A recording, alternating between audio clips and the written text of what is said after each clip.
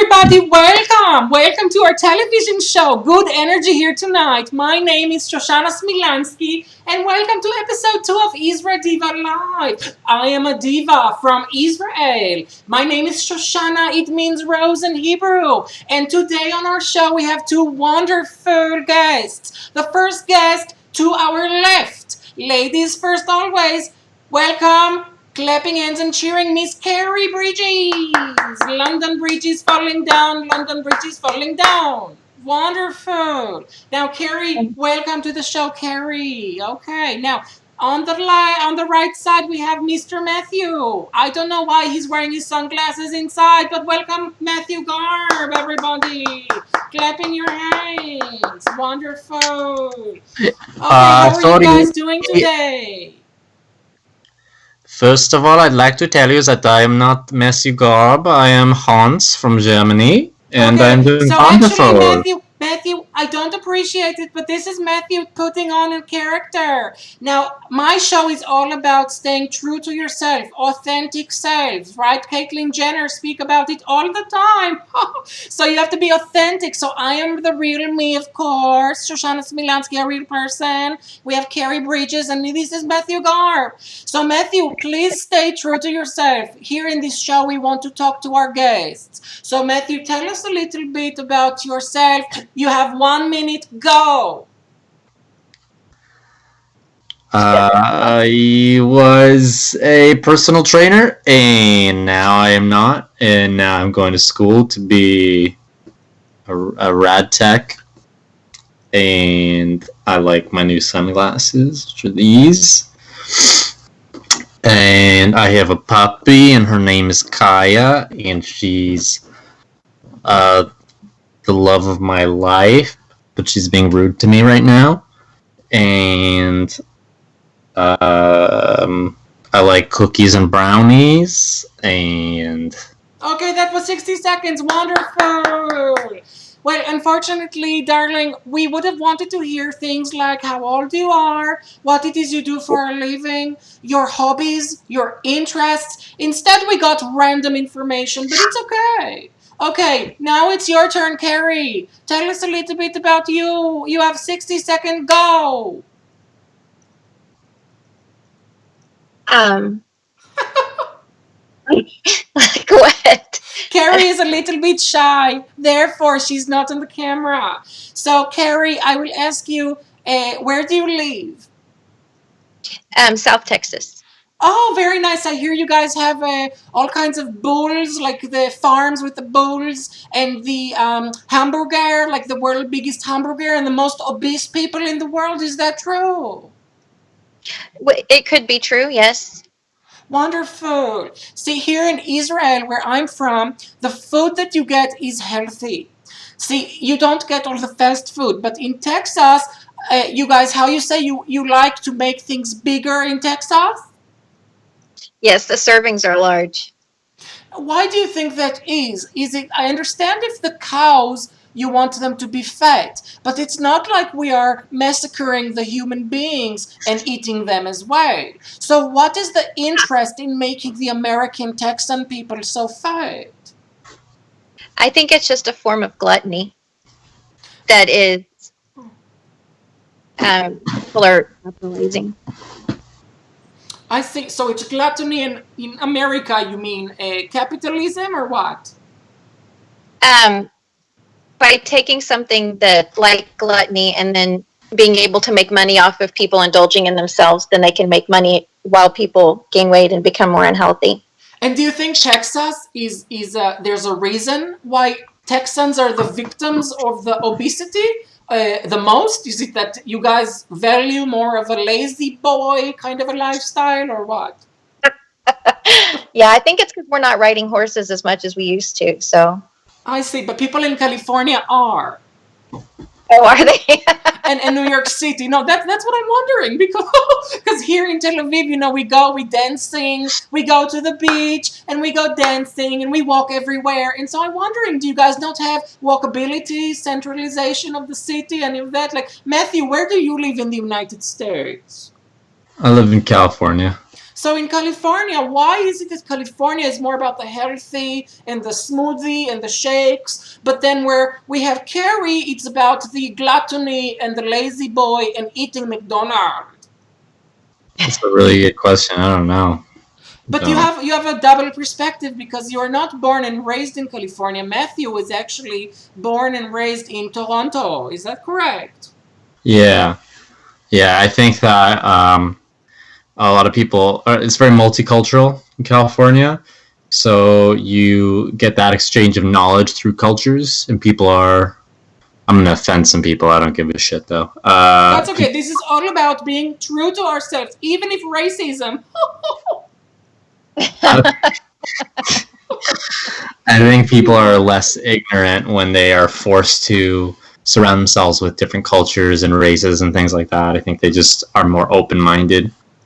And those other areas are not so much flooded with that multiculturalism, so they just, you know, don't like outside people, perspectives, things like that. I don't know. So, okay, but how does that translate into obesity, darling? Because you have one culture and you have like the unhealthy parts of that culture that stack up, and you don't learn new knowledge, like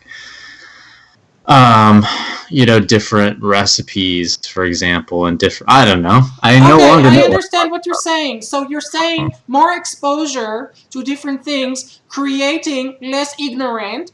And so in a way, gluttony in Texas is bliss because it's so homogeneous that everyone is just quite gluttonous, blissful. Ha ha!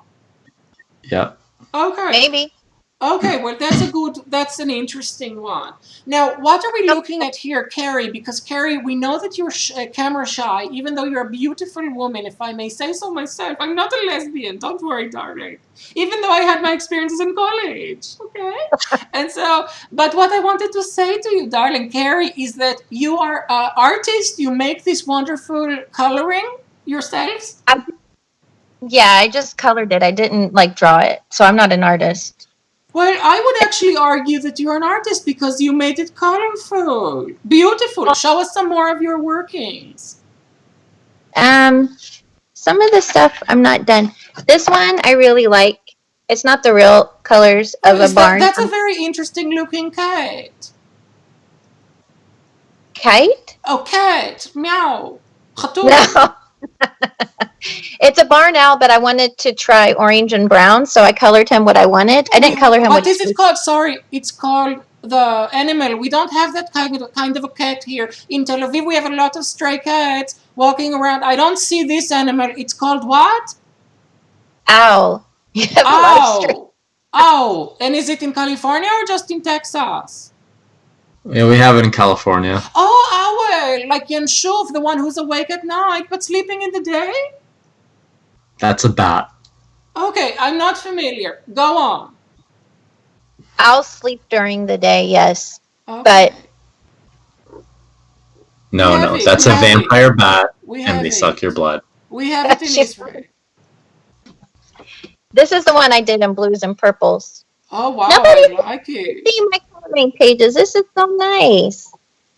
This one, he's messed up, and I can't bring him back. He's too far gone. Why do you think he's messed up? He's looking wonderful. The color scheme is all messed up. You can't mix that blue with purple and brown. And it's so bad. Well, I like it a lot. Now, Matthew, you also do artistic things? Not so much, no. I don't. Matthew, you seem sad. Why are you so sad and quiet, darling? That's rude. I'm not sad. Now I'm mad. Why are you mad? You said I was sad. Okay, moving on. So, in this show, we are all about learning about ourselves, and so we want for the next 10 minutes to discuss a little bit of politics. Why? Because we come from similar political standing, but then we also have some differences. And so, I am from the state of Israel. And we have the long dispute with Palestinians. I belong to the camp of people that believes in two states. We want to have peace with our neighbors, but we also don't want to be killing all the time. We don't want to explode and all of this. And so I know that Kerry is very, very pro-Palestinian. Is that correct? I would say other people would say that, yes. I'm not like anti-Israeli though. Absolutely. So I am the same way. I'm pro-Palestine, pro-Israel, pro-everybody. You as well? Exactly. Yeah, and Matt, what about you? I don't know if I have enough information to really make a judgment call on that, but I would say that I'm more pro-Israel because our religions are less dangerous. Are you are Jewish, you mean? Yeah, I'm Jewish. Okay, so when you say our religions are less dangerous, what do you mean? What's that part of there's in Muslim, in the book that they read. Oh, the Quran? Yeah. The Quran, there's a section in it, I forget what it's called. But you must know what I'm talking about. It's a very controversial section inside of it. The jihad part? What? The jihad part? Sure, but I think there's another name for it. Well, anyway, that part is part of the core of that religion, as much as a lot of Muslim people say that it isn't. But there's a lot of belief in that, and I think that it's just violence. So okay, so I have to say, separation of church and state, synagogue and state, and mosque and state. In Israel, we have the parliament, and we have, just like in America, separation, even though in America, I would argue, you have less of it because you have all the lobbies. And so it's really evangelical support for Israel. It's very intermixed of Christian religion and politics. In Israel, we try also, like America, I think we do a better job separating religion and politics. Are you saying you are more pro-Israel, Matthew, because in Israel it is separate, but the Palestinian people, they don't separate religion and state, or what? I think it's how their religion treats the people that worship it. For example, there are certain countries, Muslim countries, Arabic countries, I guess you might even say, Islamic countries, Muslim countries, okay. Yeah, where women won't, like, they can't drive. It's illegal. They can't show more than their face. It's illegal. Like, but what I'm saying is that there is separation of mosque and state in some Muslim countries, like the United Arab Emirates, for example, is a little bit more modern than Iran, the Muslim Republic. So they have differences. So the Palestinians, you're saying their religion is more oppressive than Israel being of a Jewish background. I have to tell you guys, being an Israeli citizen, we don't have religion dictated as part of our parliament. So it is secular. Israel is modern. We don't have any religious rules whatsoever. It's just a homeland for the Jewish people with minorities that are able to live there too. But we don't have any dictation of religion. And I think what you're saying, Matthew, is that you tend to be more pro-Israel and pro-America because of this separation, but you feel that there's less of a separation in the Islamic societies. Is that correct? yes. That would be wonderful. Everybody clap your hand. Thank you so much. Wonderful. Now, Kerry, tell us a little bit about your Palestinian friends. And I, as an Israeli who belongs to the peace camp, because in Israel we have peaceful and we have extremists like every place, but we have parties in our parliament that want two states. They want peace. And so, Kerry, if you were Israeli citizen, you would also be part of our democratic camp. You would vote for the same leaders that want peace with Palestinians. But Kerry told me a little secret before this show that she has overrepresented a lot of friends who are anti-Israel that she has met. And so I'm curious to know, what do they speak of in terms of their experience? Were their parents kicked out of the homes? One of my friends has been kicked out of his country. Yes, his grandmother, and he and his family have lived there for 4 generations, and he ended up being exiled and was having to work in Jordan. And then the last time I talked to him, he said that his ability to work, like some sort of time limit was coming up or something like that. So I know some people that have had to leave, and I wanted to go back to something, though, that Matt said when he said he doesn't think that the Israeli policies are dangerous. Absolutely. Let's discuss. Yes. Who are they not dangerous for? I'm sorry, what?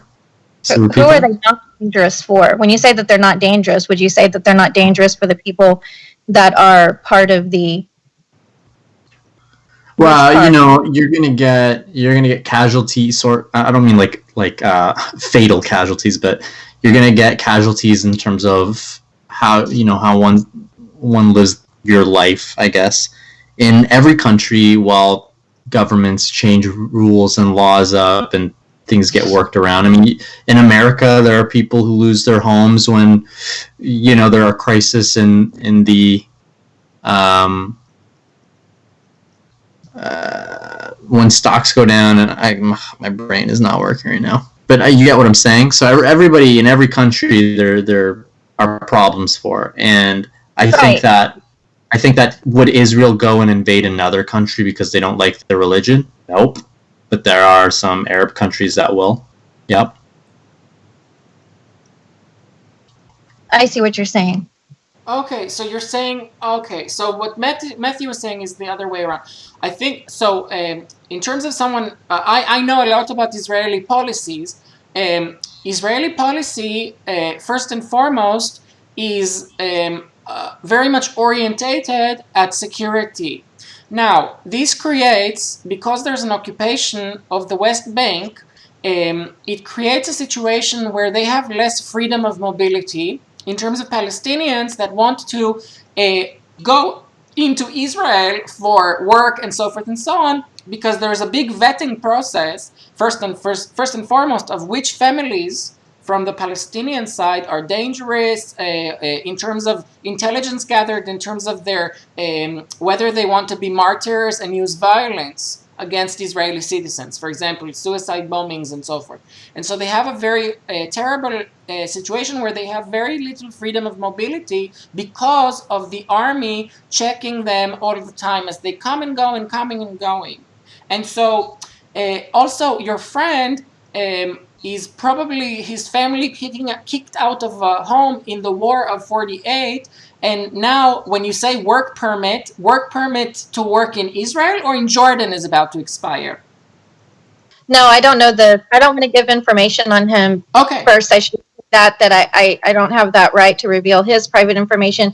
But I mean, in general, he said that his family of 4 generations has been exiled from an area. And I told him that there's no way Israel would do that just because they're Muslim. And he said, yes, they did. That they kicked out the settlement, which because it was Muslim based and they deemed them to be enemies or something. I see. Do you remember what year this was? If it was 48 or 67 or? No. Okay. I could go back and check my notes with him, but again, I wouldn't want to tell his story. He could tell his own story. Of course. Well, let me tell you. So, of course, after the Muslim people attacked Israel, after it was created, there has become a division where people who are not citizens of Israel have no freedom to come and go into Israel and out of Israel if they come from Palestinian territories, because it's difficult for them to do this. A lot of them have background living in what was the British Mandate of Palestine, which was what is today Israel.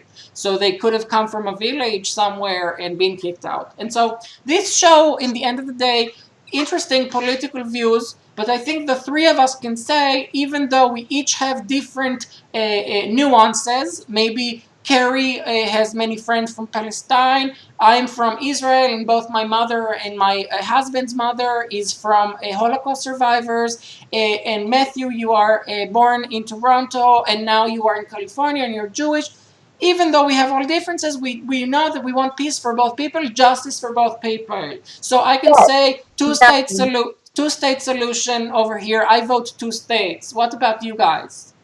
First of all, I was born in the States, not so you're Toronto. not Canadian. Okay. I thought you am like Canadian. Mayfantry. Okay. So welcome. I am Canadian. Wonderful.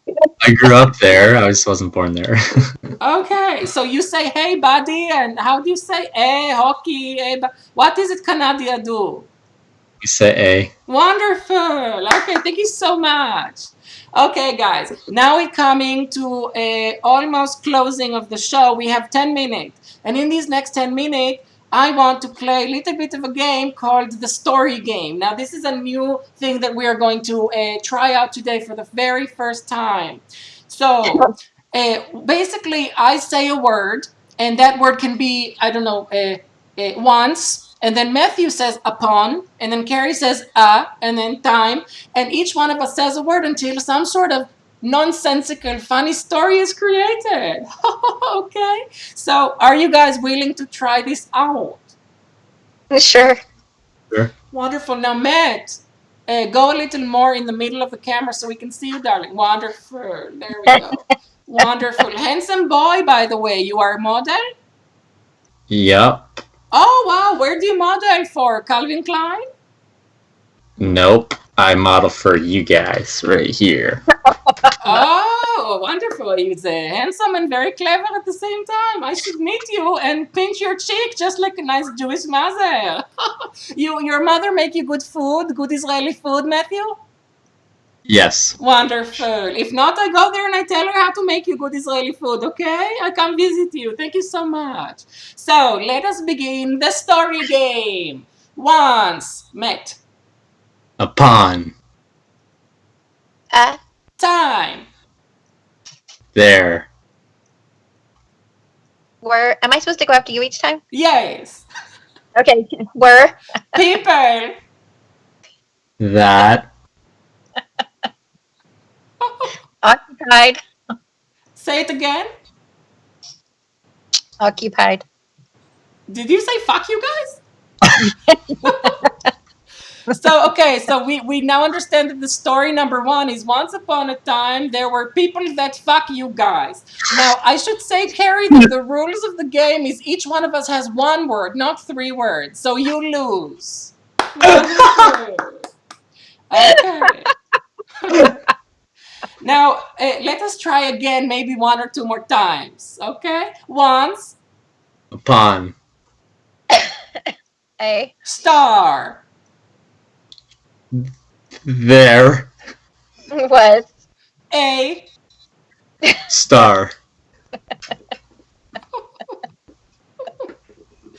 Okay, so once upon a star, there was a star. That's a wonderful story. Wonderful. Kerry, you have children. Maybe you can tell the children the story. Once upon a star, children, there was a star. The end. It's good because it's short. You don't have to spend too much time. And they go to sleep right away. Okay? Wonderful. Now, Kerry, tell us a little bit about where you have traveled to in the world. If you haven't traveled, where you would like to go. Then Matthew say the same thing, and then I talk to you about my traveling because I'm a diva and I like to travel. Okay, so let's start with Kerry. Have you traveled a lot, and if not, where you want to go? I've just traveled up to the Northeast, and then when I was younger to Oregon. Now, what is the Northeast of the world, or like Russia, or what? Like New York City, Washington, D.C., places like that. Okay, so the East Coast of U.S. Okay. Yeah. And then, so that's it. And like Oklahoma and Arkansas. Wow. I'm not a rural.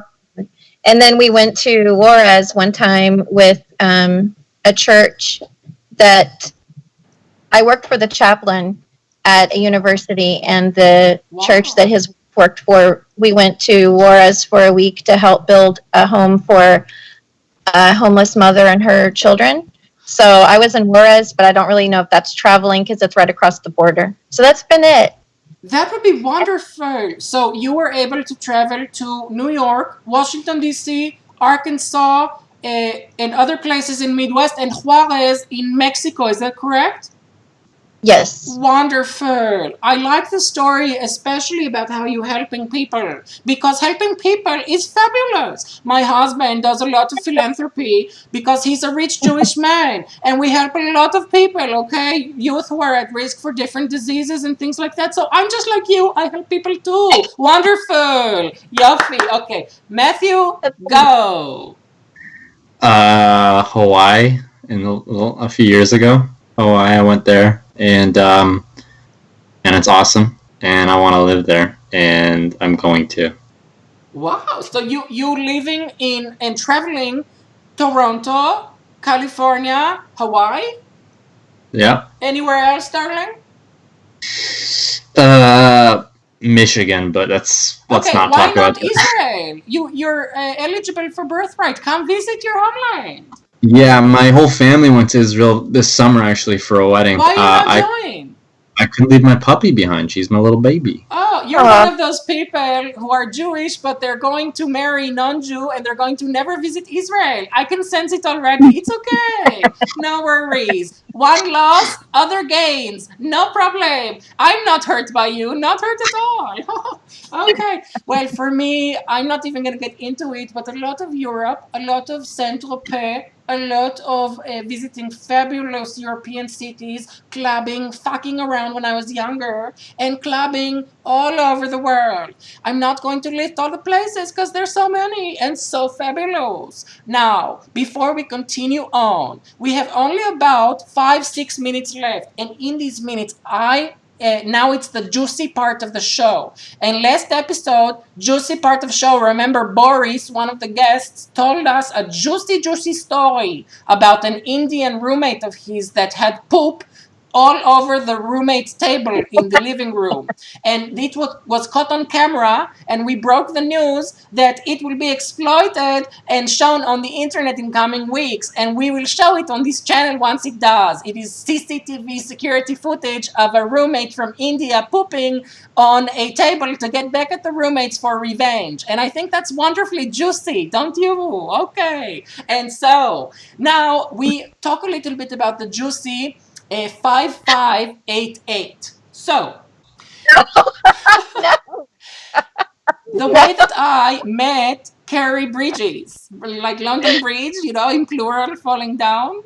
And so the way I met Kerry is that there's a lot of live streamers doing the matzlema, the camera, live streaming on YouTube, just like we're doing right now. And they are a community of people that, and there's a few there that are very famous. One is a transgender that looks like Caitlyn Jenner, the gender, Caitlyn Jenner, transgender, a fake breast, and very wonderful. She's saying things like, welcome as I drink my coffee. Very nice, deeper voice, reminding me of Caitlyn Jenner. And her name is Rosie. Okay, and then there's another one named Elvis, and he is an Elvis Presley impersonator. Is Elvis his real name, Kerry? No, I think it's like Marshall or Zia. I'm not sure. Marshall or Zia, he's an Assyrian god, he calls himself, and he's an overweight, pleasant, gluttonous person, speaking of, who drives some sort of a van. And yes. Class camper van or something. And he says I think he's like a prophet of Ashur.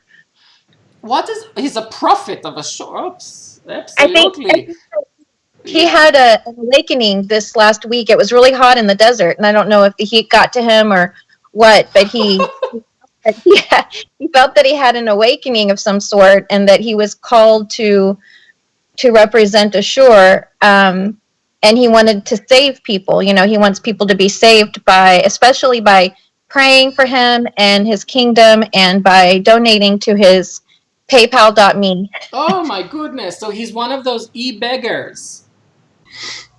He's been called that.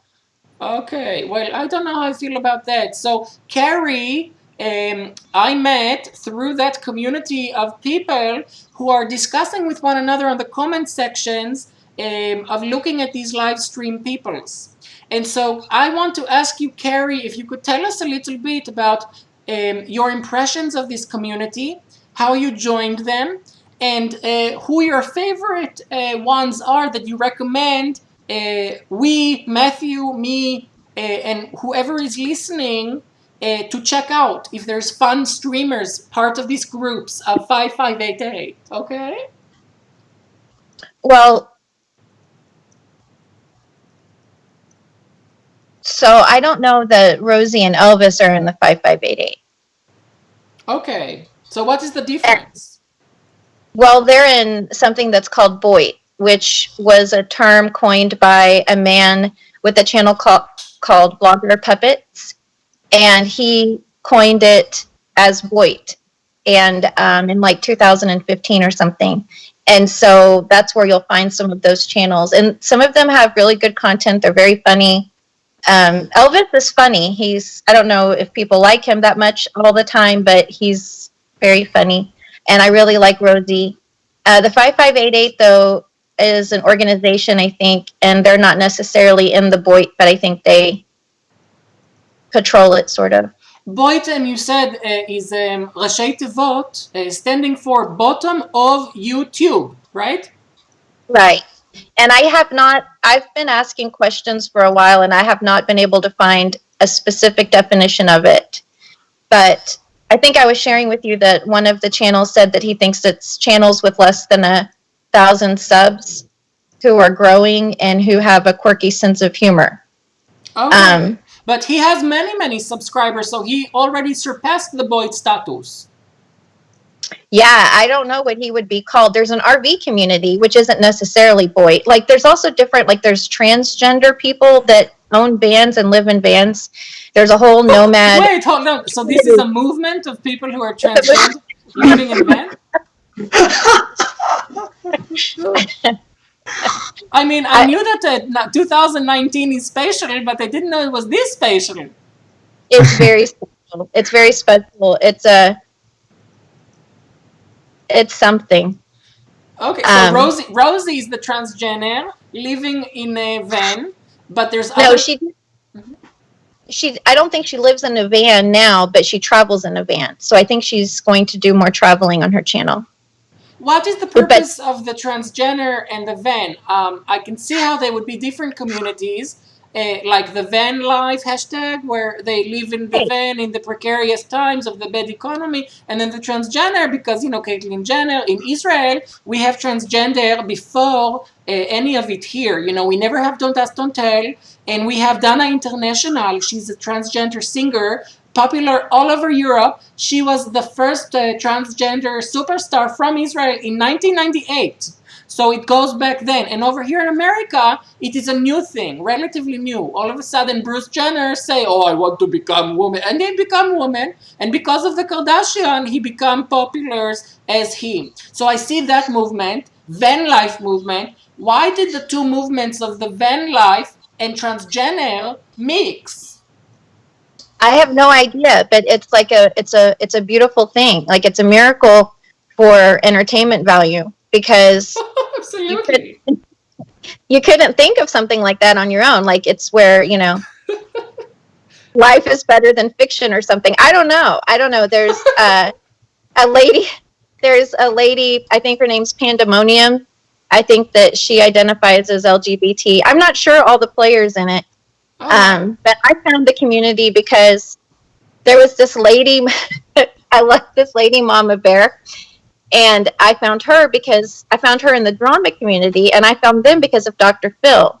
Dr. Phil's show on Truthfully Trisha has brought so many people into the drama community, and then some of them piddle around in there for years or So move on let's to. give our viewers a little bit of background. So Dr. Phil, if I remember correctly, correct me if I'm wrong, Kerry, having a show where he interviewed woman named Trisha, and she was Yes. a live streamer on YouTube, and she creates a lot of drama. Because the things that she broadcasts are all kinds of dramatic things. What about the YouTube community, or about her life, or what? She would fight with some people online, some of the ladies, and then she doesn't like to lose an argument, so she would escalate it, and then I'm not saying she escalated it by herself. I don't want to blame her because I tried to help her for a long time, but Okay. she just has a temper, and it just doesn't quit. So like one time she like pretended to put blood on herself, and you just have to. It's just amazing. It's amazing that our society has YouTube and we can watch these people now. But I do blame Dr. Phil for this though, because if he hadn't put her on his show, I wouldn't have gone and looked her up on the YouTube search, right? Absolutely, and so you think that show got hundreds of thousands of more people into what you're calling the YouTube drama community? Yes, Okay. the drama. And these are people who live stream drama with one another. I don't know. I guess so. I guess they fight like 24/7, and they fight on different platforms. They fight on YouTube, and they fight on Twitter, and then they fight in private messages like on Google Hangouts, and then they all come and then they fight in public like a gladiator sport. And then you're supposed to pick a side, and if you don't pick a side, then you get in trouble sometimes. And you sometimes you can't visit people's channels because someone else will get mad at you. And now I can tell Matthew is trying to get our attention. Hello, Matthew, because you're looking into the camera. Okay, Matthew, don't worry. We'll get to you in a second. We know you're feeling a little bit out of the loop. Are you okay? Matthew, hello? What is going on there? Okay, that'd be wonderful. You're just like my son. My son right now, he's older. He's 29. He make noises. He make funny faces. Very funny, okay? Now, that's a very interesting community, the drama community on YouTube. And, okay. It's about time to wrap this television show out. I wanted to tell you, thank you so much, Carey Bridges and Matthew Garbe, for your wonderful conversation ranging from politic to nonchalant small talk to drama community, transgender, van life, all kinds of. So now we finish up by singing the usual IsraDiva song. By the way, little secret, it's not one song. I always make it up on the spot. But let's do the theme song and make it up right now. Thank you very much to my lovely guests. Welcome to the show. We thank Matthew Garbe and Carey Bridges for being on my show. Appa, wonderful. I've been Shoshana Smilanski from Tel Aviv, Israel. Thank you very much for tuning in, and see you episode 3 with 2 random new wonderful guests. Good night, everybody. Bye-bye. thank you. Bye-bye. Bye-bye. Bye.